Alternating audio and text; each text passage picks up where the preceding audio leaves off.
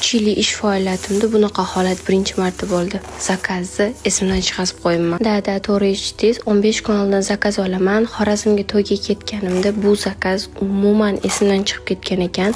3 kun oldin tayyorladingizmi, rasmini tashlab olasizmi deganlarda esimga tushdi. Ertasi kuni tezda oyim bilan shogirdimni bozorga jo'natib, shunaqa kerakli toshlarni oldirdim, chunki o'zim kasal edim. Sovuqda 3 kun ketma-ket Xorazmga to'yda yurib kasal bo'ldim. Balkim kasal bo'lganimga, balkim to'yga ketganimda esimdan chiqib qolibdi. Menga shunaqa gul keldi. Zakazni 28-kuni taqishlari kerak edi. Men 25-kuni chiqazib yubordim. Bu oldi tarafi, u orqa tarafi tayyor bo'lgan holini ko'rishingiz mumkin. Qizlarjonlar, agar shunaqa nimcha yasashni o'rganmoqchi bo'lsangiz, 2025-yil mohir qo'llar prof kursimga taklif qilaman. Aynan shuni to'qilish video darsligi bor. Kursga yozilish uchun profilim shapkasidagi kurs haqida ma'lumot silkasiga murojaat qiling. Menga obuna bo'lishni unutmang. Sizning ish faoliyatingizda shunday hodisalar bo'lganmi? Kommentariyada yozib qoldiring.